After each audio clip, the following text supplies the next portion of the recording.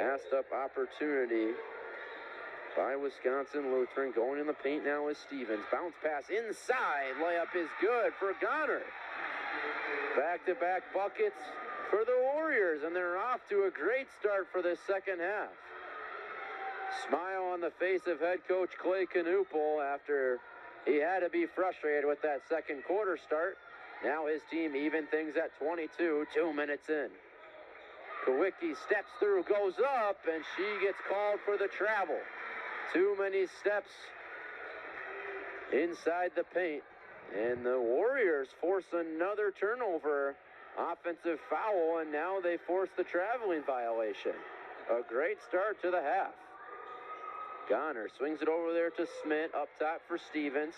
Driving in, kicking into the corner. A fired three by Goner, no good, and Kniefel gets the board. Kniefel up the floor, gives it off to Baranek on the wing. Kowicki inside again. Quick back on the outside, and she's just going to retreat to the other wing to Kniefel. Shot clock at 12.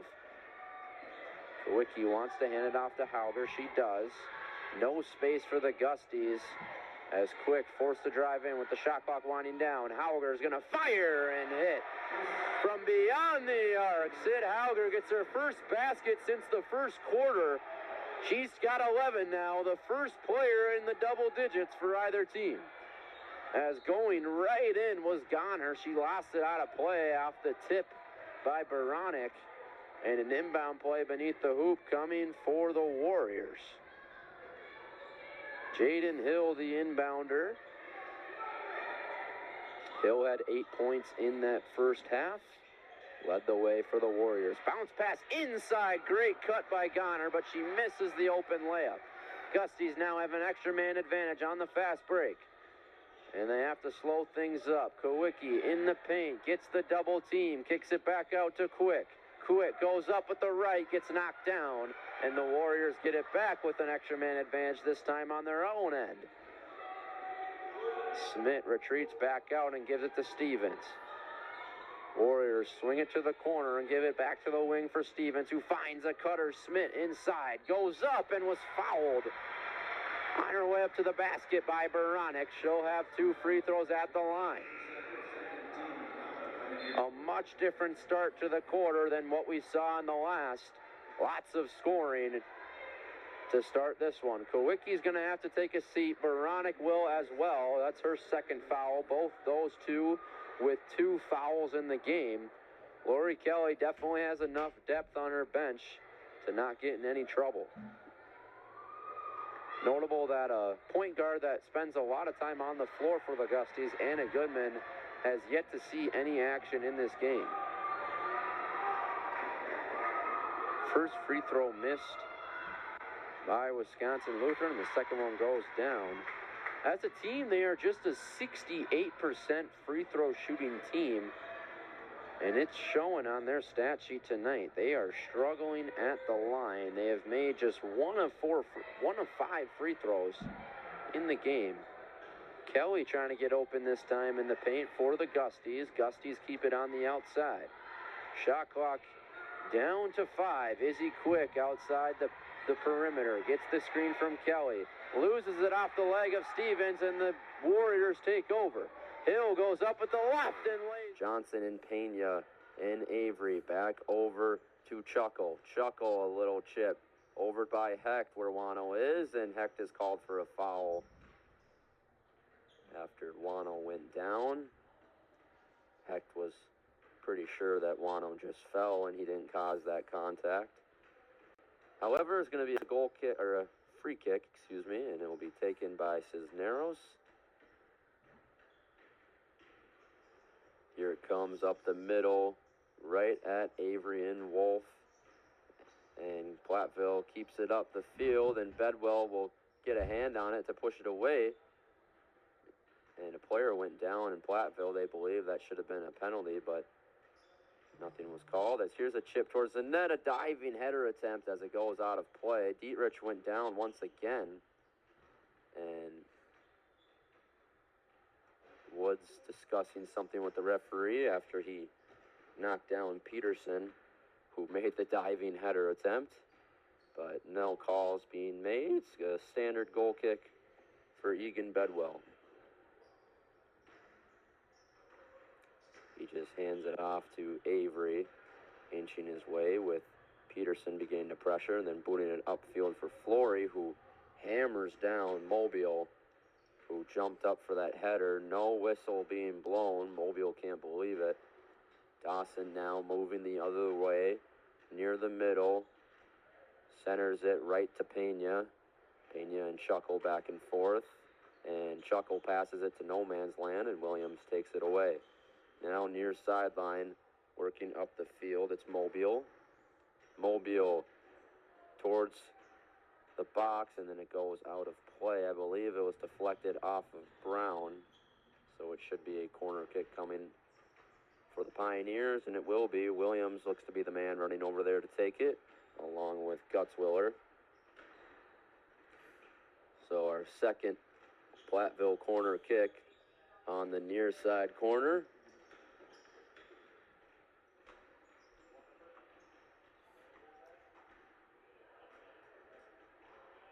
As Platteville makes the first substitution of the game. Not sure exactly who came in yet, but here comes the corner kick. This is how Platteville scored their first goal of the tournament, was on a corner kick. Dawson heading it in. As Keith Gardner comes into the game for the first time for University of Wisconsin-Platteville. As we have another corner kick coming, this one flies away as a Platteville player was down. We got hit hard in the mouth, but it should be a standard goal kick for Gustavus. And Platteville bringing in two more. Looks to be Henry Boland and Sebastian Carranza waiting to check in. Platteville makes some very large substitutions. Yesterday there was even a six-man substitution from Platteville. Not something we see very often, but it shows that they do have a lot of depth on their roster and are not afraid to play a lot of people on their team. Mortensen all alone fires a shot into the chest of Markel.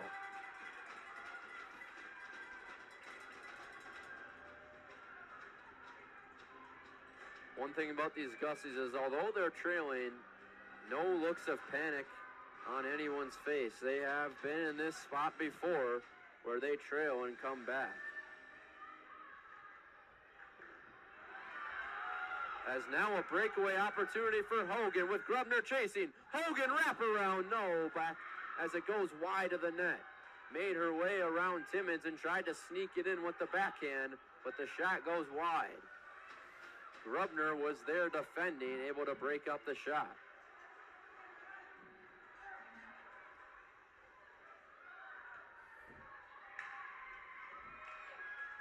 Now back in the ninth zone, the centered pass intercepted by Wicklund as she makes her way alone and dumps it into the zone. A nice defensive possession by St. Norbert.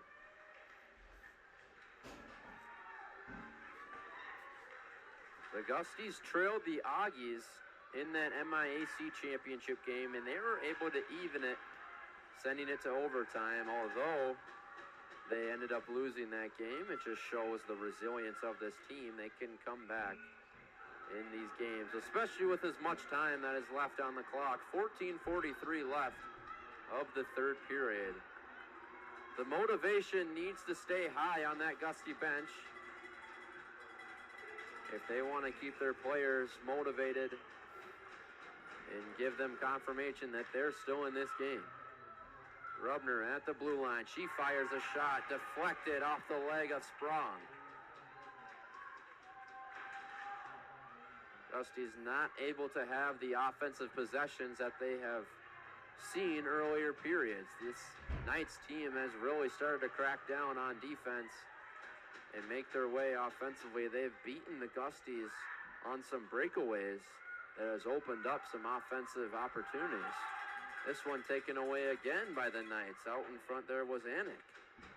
And now a puck gets away from Ligday, and Berggren will have to collect it and move it back up the ice.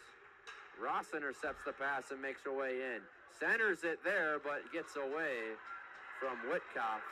And now Holland chasing the puck with two defenders trailing. Markel will just dump it to the other end. Open opportunity for Power in the corner, but lost the puck. Markel wasn't in between the pipes in enough time. And Power was alone in the corner, but had it deflected. Scary instance for St. Norbert as Mortensen shot high and wide of the net.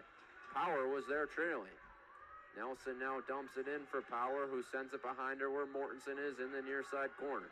Mortensen centers the pass for Nelson over to the other end. Thompson a shot off the stick, save Markel.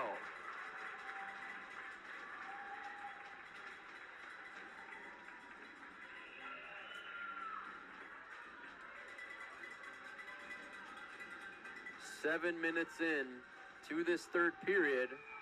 We've seen one goal from Briar Charchenko to kick things off. Guskies have not scored since the 17:45 mark of the first period. Thompson asking for the pass, and Scott with an errant one. In his first plate appearance had the sacrifice fly that scored the runner on third as he took the first pitch for a strike. Torbeck has suffered a little bit on the mound to start this game, trying to turn things around. Has struggled a little bit with his command out there. Struck out a man to end the inning, however, to throw a chair to Drake Signs and get out of any sort of trouble. As the 1-1 pitch just in there on the inside corner, strike two, as he's ahead of Coles now with a 1-2 count. Coles leading off the bottom of the third inning. Here's the pitch from Torbeck, just off the end of the bat to the third baseman Garza, and not in time. Coles beats out the throw at first.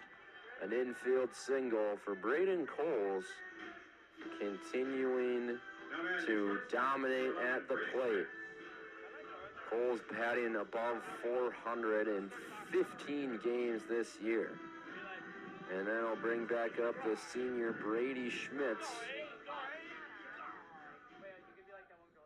Schmidt struck out in his first at-bat. That's first pitch to him, a breaking ball right down the middle for strike one. Brady Schmitz didn't get a big start to his Gustavus career till about his sophomore season. But last year he emerged as the man at shortstop as he skies this one in the air to right field, and the play is made for the out. Schmitz 0 for 2 to start this game, but doesn't take away from the fact that he has been batting very well on the season. I'm sure we will see some success from the plate at some point in either of these games we have ahead of us, but Thomas Nelson now at the plate for Gustavus. Nelson grounded out in his first at-bat as he swung on and missed for strike one.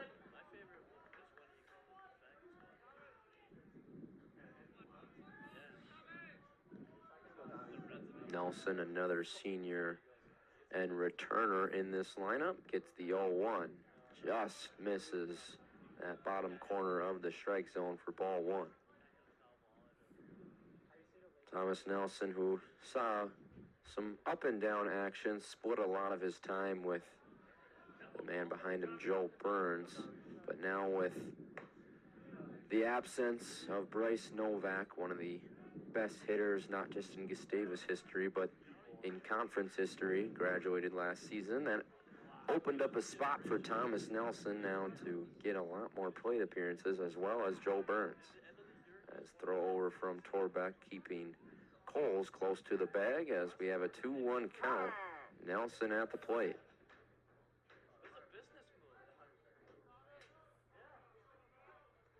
Here it is, that one outside. 3-1 now.